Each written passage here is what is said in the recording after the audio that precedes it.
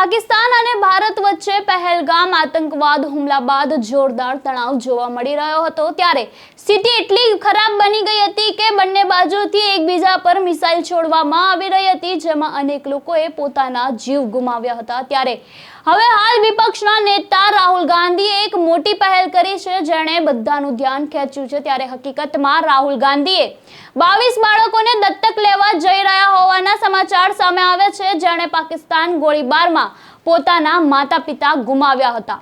ત્યારે મળતી માહિતી મુજબ રાહુલ ગાંધીએ આ વર્ષે મે મહિનામાં પૂંછની મુલાકાત લીધી હતી, જેમાં તેમણે ત્યાં પોતાના સ્થાનિક નેતાઓને અપીલ કરી હતી કે પ્રભાવિત બાળકોને એક યાદી તૈયાર કરવામાં આવે અને ત્યારબાદ કાર્યકરો દ્વારા સરકારી રેકોર્ડ ખંગોળવામાં આવ્યા હતા અને બાદમાં સર્વે કરીને એક લિસ્ટ તૈયાર કરવામાં આવી છે, જે રાહુલ ગાંધીને આપવામાં આવી હતી, જે બાદ હવે તેઓ 22 બાળકોને દત્તક લેવા જઈ રહ્યા છે।